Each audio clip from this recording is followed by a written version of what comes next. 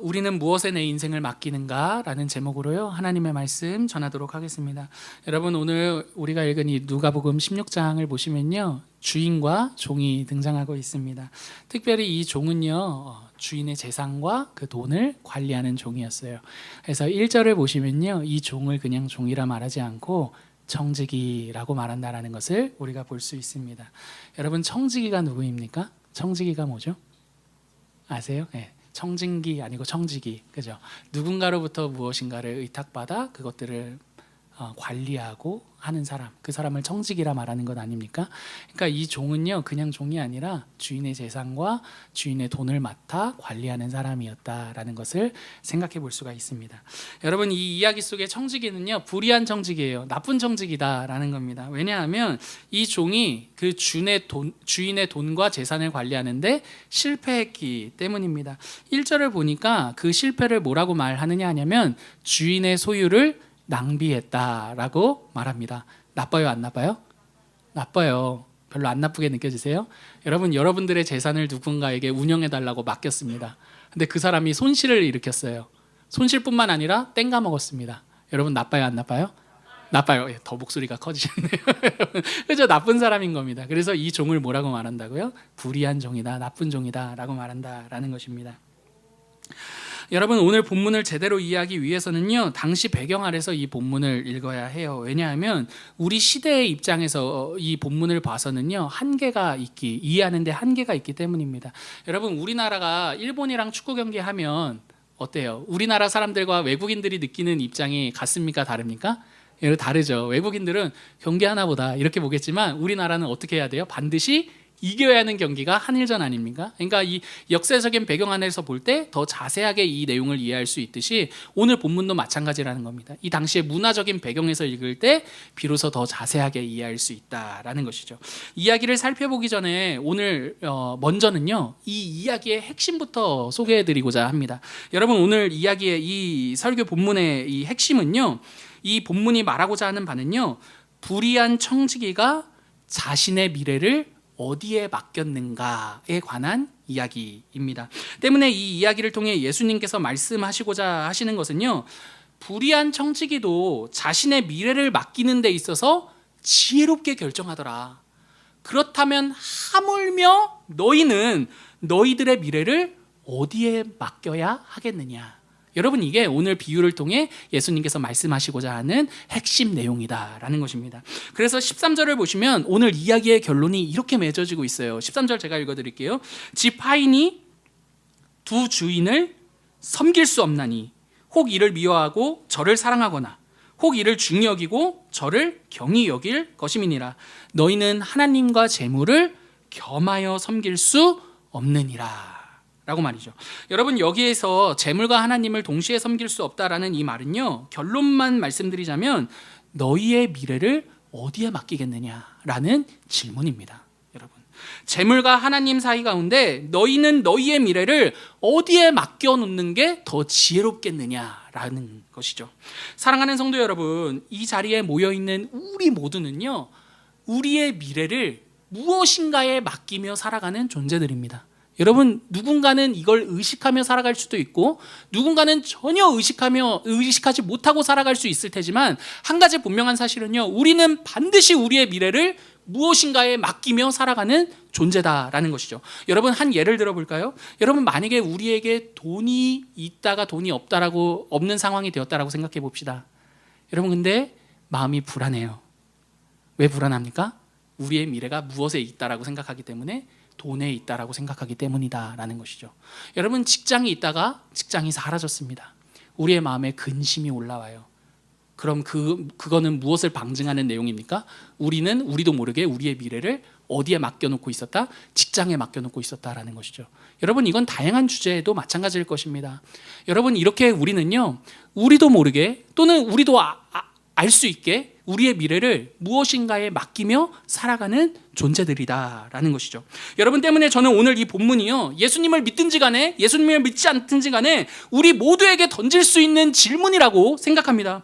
왜냐하면 예수님을 믿든지 믿지 않든지 우리는 언제나 우리의 미래를요, 우리의 눈으로 확인할 수 있는 것들에 맡기고 싶어 하기 때문인 거죠. 여러분, 오늘 본문은요, 우리들에게 너희의 미래를 무엇에 맡길 때 지혜로울 수 있는지에 대해서 말해주는데요. 오늘 함께 이 본문을 살펴보고요, 우리의 미래를 어디에 맡겨야 하는지를 함께 고민해 볼 수 있었으면 좋겠습니다. 여러분, 오늘 이야기의 이 시작은요, 불의한 청지기에 대한 주인이 그 소식을 듣는 대로부터 시작하고 있어요. 1절 같이 한번 읽어보실까요? 1절입니다. 시작.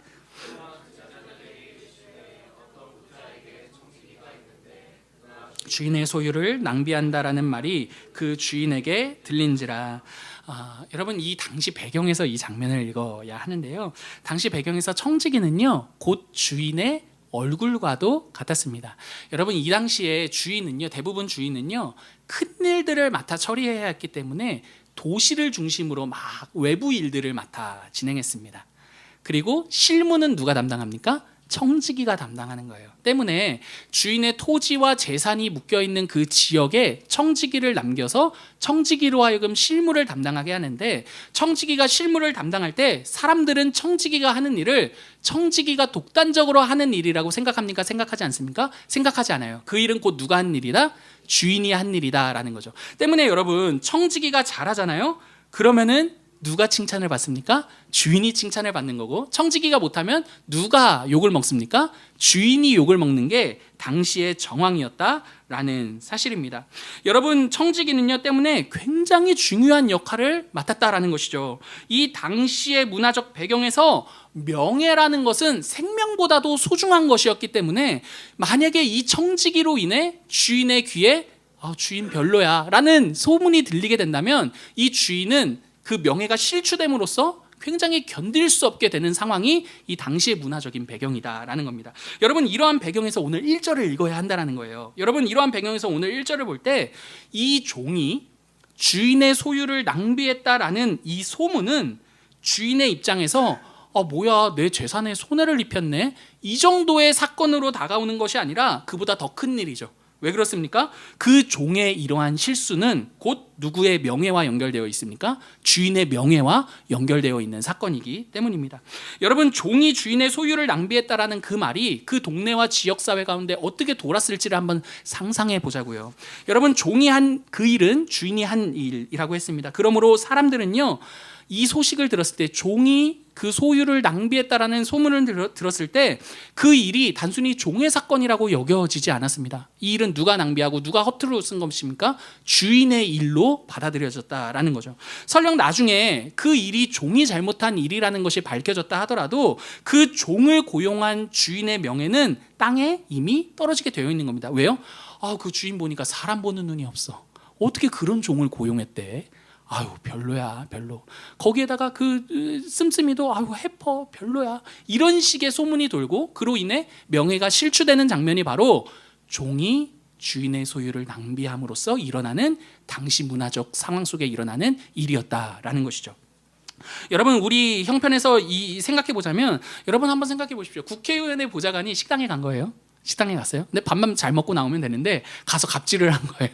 이게 뭐야? 막 이러면서 막 갑질을 했다라고 생각해 봅시다. 근데 알고 봤더니 국회의원의 보좌관이야. 그럼 뉴스에서 막 연신 막 보도를 때릴 거 아닙니까? 그러면은 그 보좌관의 이름이 더 많이 나오겠습니까? 국회의원의 이름이 더 많이 나오겠습니까? 국회의원의 이름이 당연히 더 많이 나오게 될 것입니다. 여러분, 그러면은 국회의원이 하지 않았음에도 불구하고 보좌관으로 인해 국회의원의 명예가 실추되게 되는 것이죠. 자신이 쌓아올린 모든 명예가 한순간에 나락으로 가게 되는 상황이다라는 겁니다. 여러분, 그렇게 된다면 국회의원은 보좌관을 어떻게 보겠습니까?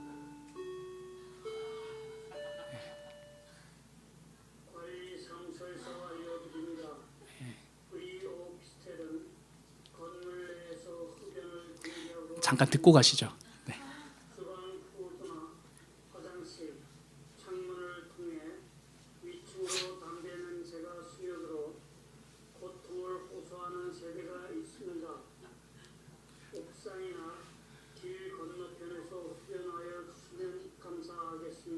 우리 흡연자는 없으시죠?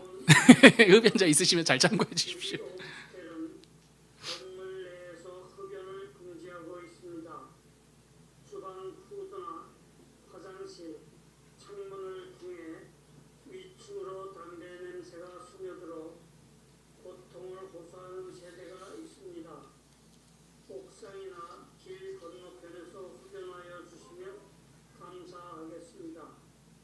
이상 관리사무소에서 알려드렸습니다.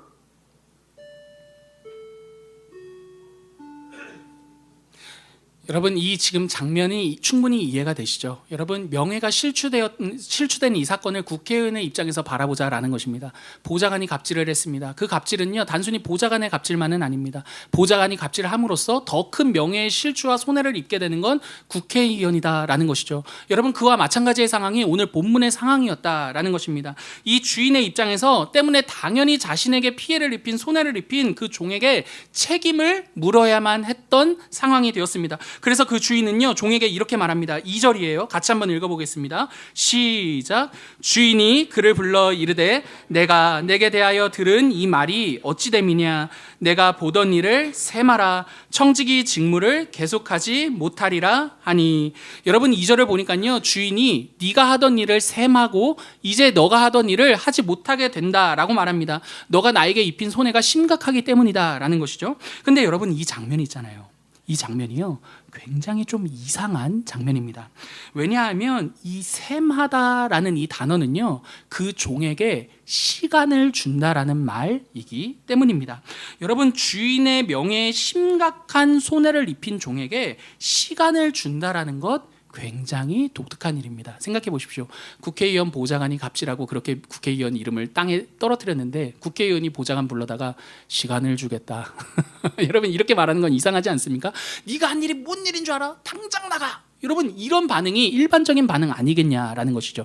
더더군다나 당시의 종은요, 오늘날 같은 인권이 있지 않았습니다. 종은 곧 주인의 소유물이었기 때문에 여러분, 이런 식으로 종에게 자신의 생명보다도 중요한 명예의 흠집을 낸 종에게 시간을 준다라는 이 내용은요, 결코 평범한 장면은 아니었다라는 것이죠.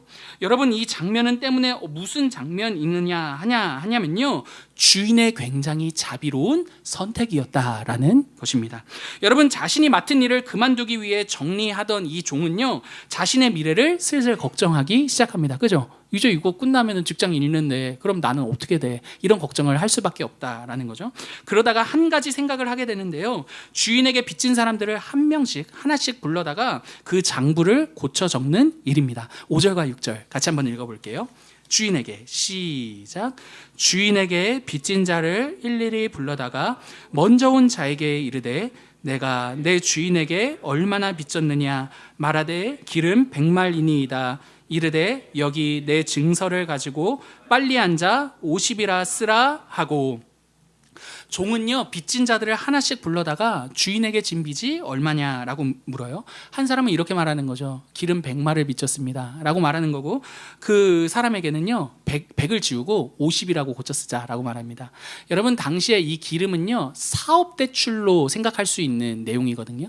그리고 또 다른 사람을 부르니까 밀 100석을 빚졌다라고 합니다. 당시에 밀은 생경 곡식이었기 때문에 생경 대출이라고 학자들이 말합니다. 그러니까 어찌되었든 이 밀 100석은 20% 깎아가지고 80이라고 고쳐 쓰자라고 말합니다. 근데 여러분, 이 내용은요, 이 당사자들, 빚을 진 당사자들에게 굉장한 기쁨과 좋은 소식이었을 것입니다. 왜냐하면 지금 이 장부에 고쳐 적은 것은요, 이자를 깎아 적은 것이 아니라 원금을 깎아 적은 일이었기 때문입니다. 여러분, 생각해 보십시오. 만약에 우리가 은행에서 대출을 했는데 이자도 아니고 원금을 50%, 20% 확확 때려서 깎아준다면 여러분, 기쁜 소식입니까? 아닙니까? 다들 은행에 대출이 없으신가 본데요. 여러분, 만약에 정말 우리가 이 당사자였다면 한없이 기쁜 일이었다라는 것을 우리가 한 번쯤 상상해 볼 수 있을 것입니다. 여러분, 종이 이러한 일을 꾸민 데에는요, 자신의 미래를 준비하기 위함이었죠. 여러분, 이 내용을 우리가 한번 포즈하고 좀 멈춰두고 이 장면을 한번 직관적으로 받아들일 때 우리가 어떻게 받아들이는지를 한번 상상하면서 들어보십시오. 여러분, 아마도 일반적으로 종이 이러한 일을 꾸민 데에는요, 이렇게 생각하지 않을까 싶습니다. 자신의 미래를 위해 빚진 자들을 불러다가 주인에게 갚아야 할 빚을 탕감해 줌으로써 자신이 어디를 가든지, 직장을 그만두게 되었을 때 어디를 가든지 그 사람들이 나를 환영해 줄 것이다 라는 그 생각 말이죠. 그죠? 그러니까 이 빚을 탕감받은 사람들이 1차적으로 고마할 대상을 나로 삼고 나에게 호의를 베풀겠지? 이런 상상으로 이런 일들을 하지 않았을까? 이 본문을 이렇게 생각할 수 있다라는 것입니다. 그런데 여러분, 사실은요, 이 내용을 우리가 조금 더 자세히 살펴보아야 합니다. 그것도 물론 맞는 내용일 수 있지만 그보다 좀 더 심층적으로 들어가서 생각해 볼 때 무언가 더 보이는 내용이 있다라는 거죠. 여러분 생각해 보세요.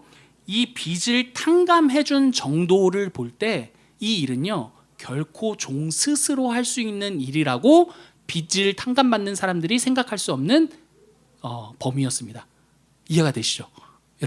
여러분 만약에 우리가 은행에서 대출을 했는데 일개 직원이 전화해가지고 대출금 50% 깎아드립니다. 이러면 믿으시겠습니까? 안 믿으시겠습니까? 믿을 수가 없죠. 당신이 뭔데? 당신은 뭡니까? 직책이 사원님, 일개 사원입니다. 이러면 당신에게 그럴 권한이 있습니까? 여러분 이렇게 의심하지 않겠느냐라는 것입니다. 때문에 여러분 빚을 탕감받는 사람들이 장부를 고쳐 적는 이 내용은요, 일개 종의 선택이 아니라 누구의 선택으로 받아들일 수밖에 없는 일입니까? 주인의 선택으로밖에 받아들일 수 없는 상황이 오늘 본문의 이 장면이었다라는 것이죠. 때문에 여러분 이 일은요, 단순히 청지기 한 사람이 결정한 일로서 그 사람들이 받아들일 일이 아니라 그 누가 베푼 호의고 누가 베푼 은혜고 누가 베푼 자비다? 주인이 베푼 호의고 은혜고 자비로서 받아들이는 일이 빚을 탕감받는 이 장면이다라는 사실입니다. 여러분 종의 입장에서도 생각해 본다라면, 여러분 만약에 이 종이 이 일을 자기 개인이 혼자 꾸미겠다, 내가 한 일로 꾸미겠다라는 일로 이 일을 했다 하더라면 여러분 이 일을 나중에 알게 될 주인에게 더 크게 혼이 나게 될 것입니다. 그죠? 여러분 그리고 더 나아가서 이 전말을 알게 된 사람들은요, 자신을 향해 등 돌리게 될 것입니다. 왜 네가 네 멋대로 해가지고 우리와 주인 사이를 어렵게 만들었느냐라고 말이죠. 그렇다면 여러분 우리가 질문을 던져야 할 것 같습니다. 여러분 이 종은요, 왜 이렇게 위험한 일에 자신의 미래를 맡기고 있는 것일까요? 여러분 결론부터 말씀드리자면 이 종이 지금 한 일은요, 이 일은요 자신의 미래를 주인의 자비로움에 맡긴 것입니다. 다시 한 번 더요. 여러분 이 종이 한 이 일이 자신의 미래를 누구에게 맡긴 것이라고요? 주인의 자비로움에 맡긴 행위다라는 것입니다. 여러분 이게 무슨 말인지 설명해 드릴게요. 여러분 빚을 탕감받은 사람들이요, 이제 다 집으로 흩어집니다. 그죠? 그리고 그 동네에 소문이 돌기 시작합니다. 그 주인이 얼마나 좋은 사람인지 몰라. 나는 사업을 하기 위해 진 내 기름 있잖아? 그거를 50%나 탕감해 줬어. 깎아 줬어. 야, 그래? 나는 먹고 살기 위해서 밀을 꿔갔는데 그 밀의 20%를 깎아주더라. 야, 그 주인 때문에 안 그래도 어려운 이 상황 속에서 숨 한숨 돌렸다. 그런 주인이 있어서 우리가 먹고 사는 거야. 정말 다행이다. 여러분 이런 주인에 대한 칭찬과 좋은 소문이 그 동네에 돌기 시작했을 것입니다. 명예가 굉장히 중요한 그 시대에서 이런 칭찬과 이런 소문은요, 주인에게 엄청난 득이 되는 일이 되는 것이죠. 하지만 여러분 우리가 아는 것처럼 이 일은요, 주인과 상의된 일입니까? 상의되지 않은 일입니까? 상의되지 않은 일이었습니다. 때문에 주인은요, 종이 한 이 일로 인해 두 가지 선택 앞에 놓이게 됩니다. 그죠? 여러분 먼저 첫 번째 어떠한 선택입니까? 이 모든 미담을 다 없던 일로 하고 빚진 사람들을 다 불러다가 번복하는 거죠. 야, 그거 아니야. 내가 한 거 아니야. 너 나를 너무 너그럽게 보는데 나 그 정도의 사람 아니야. 여러분 이렇게 번복하면서 그 있던 일들을, 베풀어진 호의들을 다 취소하는 겁니다. 그리고 종을 심판하는 거죠. 내 이놈, 이렇게 말입니다. 여러분 이렇게 선택하게 될 때 주인은 당연히 물질적으로는 손해를 보지 않게 될 것입니다. 하지만 무엇을 잃게 될 것입니까? 자신의 명예는 잃게 될 것입니다. 빚진 자들에게 돌아간 그 모든 은혜와 호의를 걷어들여야만 하기 때문입니다. 그때 다시금 사람들은 실망하게 될 것이고요. 그죠? 뭐야, 깎아줄 때는 언제고. 그러고서 그 주인은 이전보다 더 실추된 명예를 갖게 될 것입니다. 두 번째 선택지도 있어요. 이와 또 다른 선택지도 있습니다. 어떤 선택지입니까? 일어난 그 모든 일들을 모른 척하고 내가 한 일로 받아들이는 거죠. 이를 선택하게 될 때 비록 물질적으로 손해보는 것은 있겠지만 그럼에도 불구하고 명예적인 측면에서는 더한 이득을 얻게 될 것입니다. 자신에 대한 미담이 온 동네에 가득 퍼졌기 때문입니다. 그 공동체 안에서 그 주인에 대한 평가는 이러겠죠. 야, 그 주인은 스크루지 아니야. 자기만 알고 자기만 그렇게 돈 쓰는 사람이 아니라 기꺼이 그걸 가지고 우리를 먹이고 살리는 아주 자비로운 주인이야 라고 말입니다. 근데 여러분 종이 의도한 것은요 여기에서 그치지 않아요. 한 걸음 더 나아갑니다. 이 주인의 선택에 따라 자신의 미래와 운명과 인생도 결정된다고 믿었기 때문입니다. 여러분 만약에 주인이 첫 번째 선택을 하게 된다면 주인의 명예만 실추되는 게 아닙니다. 종 역시도 거짓말쟁이가 되어서 주인에게도 더 큰 벌을 받게 될 것이고 사람들로부터도 더한 버림을 받게 될 것입니다. 사회적으로 용인받지 못하게 될 것이라는 거예요. 하지만 여러분 만약에 주인이 두 번째 선택을 하게 된다면 종은요 빚을 탕감받은 사람들에게 평생에 잊지 못할 주인의 호의를 전달한 은인이 될 것입니다. 맞죠? 물론 종이 베푼 은혜는 아니지만 그래도 그 은혜의 통로가 됐잖아요. 여러분 제가 구제사역을 하러 다닐 때마다 다 저한테 감사하대요. 헌금은 여러분들이 다 하셨는데 이해가 되세요 여러분? 여러분 이런 것처럼 그 종은요 주인이 그 호의를 자신이 한 일로 받아들이는 선택을 하게 되었을 때 자신 역시도 사람들로 하여금 환영을 받게 될 것이라는 생각을 했다라는 것이죠. 여러분 그게 바로 4절의 종이 이 모든 일들을 계획할 때 이렇게 말하는 이유가 되는 겁니다. 사람들이 나를 자기의 집으로 영접할 그 일을 내가 생각하게 되었다라고 말이죠. 여러분 오늘 본문은요 주인이 어떠한 선택을 했는지 그리고 또 종이 결국에는 어떻게 되었는지 아주 확실하게 명확하게 말해주며 비유는 마치지 않습니다. 하지만 충분히 이 이야기의 끝이 어떻게 되었을지를 유추해 볼 수 있는 장면이 등장합니다. 그게 8절인데요 8절 같이 읽어볼게요. 주인이 시작 주인이 이 옳지 않은 청지기가 이를 지혜 있게 하였으므로 칭찬하였으니 주인이 이 청지기를 어떻게 합니까? 이 모든 일을 알게 된 주인이 뭐라고 말합니까? 그 종을 칭찬합니다. 여러분 물론 그 종은요 옳지 못한 청지기입니다.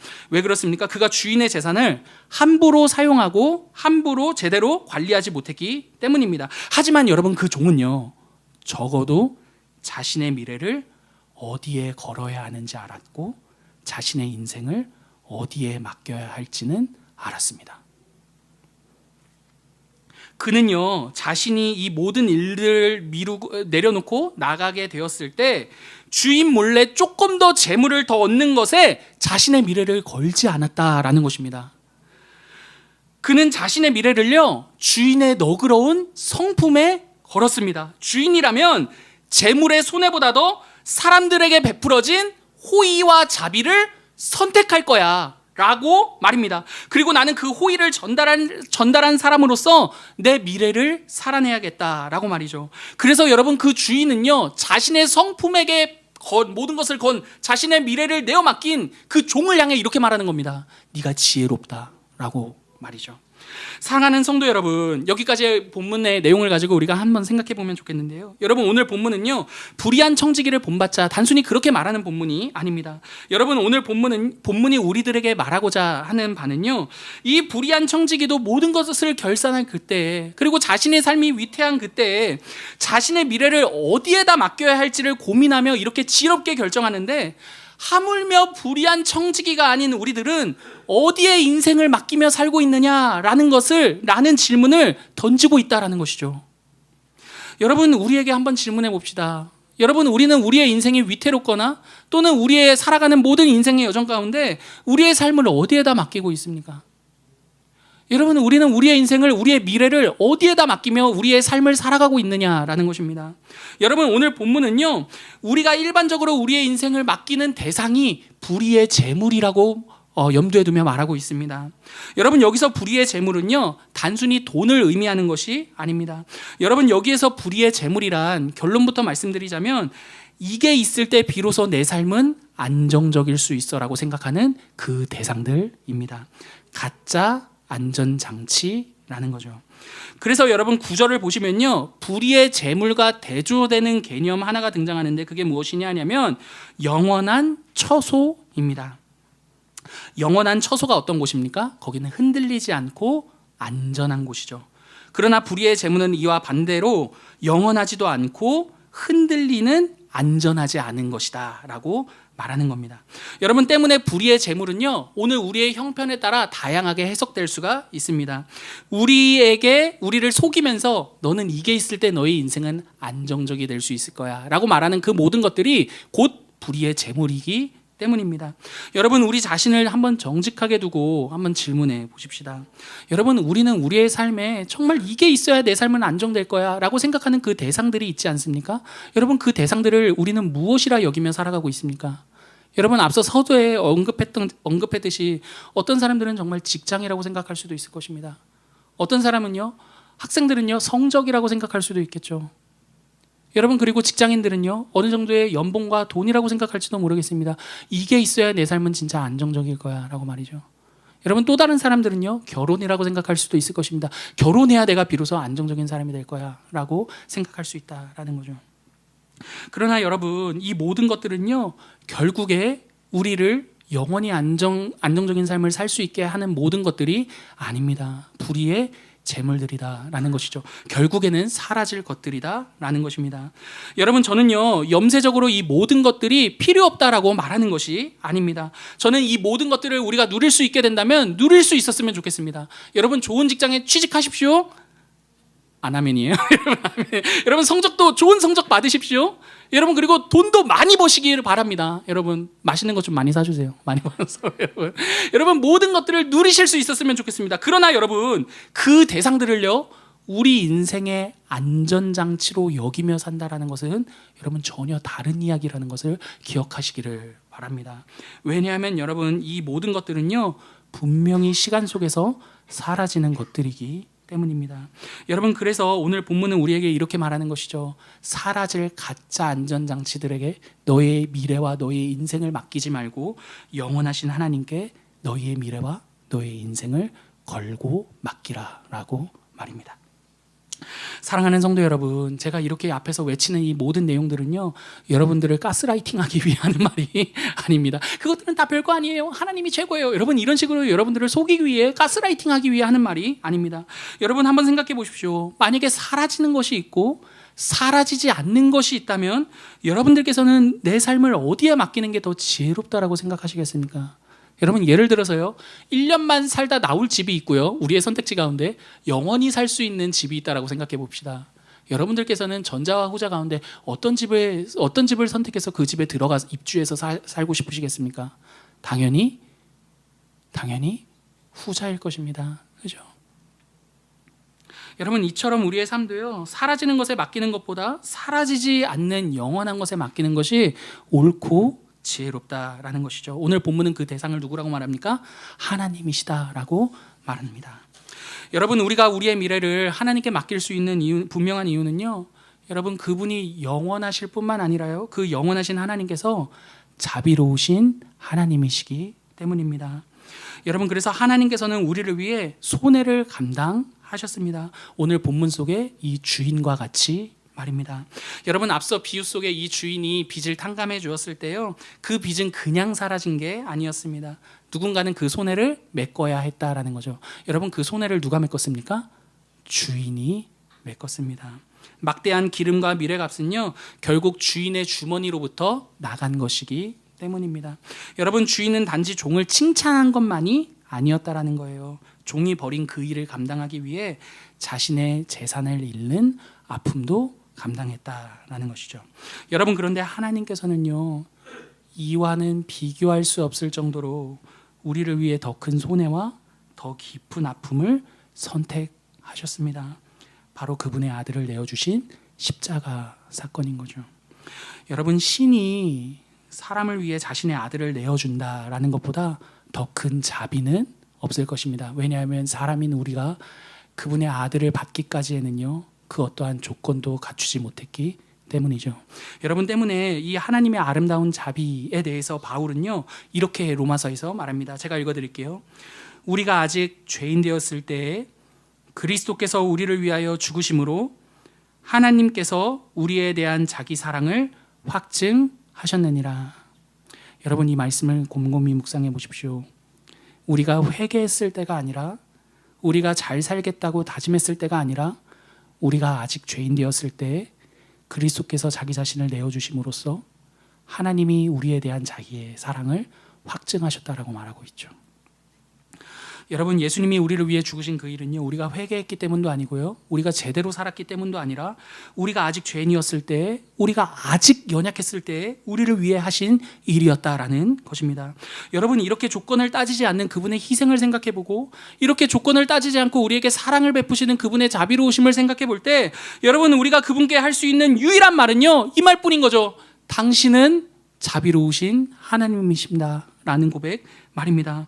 여러분, 우리의 어떠함을 보지 않고 우리에게 일방적인 사랑과 호의를 베푸신 그분의 그 어떠함을 생각해 볼 때, 우리가 그분을 향해 고백할 수 있는 것은 그분의 자비로우심이며, 때문에 우리의 인생을 내어 맡길 수 있는 유일한 대상은 당신의 자비로움입니다 라는 고백이라는 것입니다. 사랑하는 성도 여러분, 새해의 첫 주일입니다. 여러분, 새해 이 첫 대목에서 여러분들께서는 여러분들의 미래를 어디에다 내어 맡기시겠습니까? 여러분, 기억하십시오. 우리를 죽기까지 사랑하신 예수 그리스도의 그 자비로우심만이 여러분은 우리의 미래를 맡겨드릴 수 있는 유일한 대상이라는 것을 기억할 수 있었으면 좋겠습니다.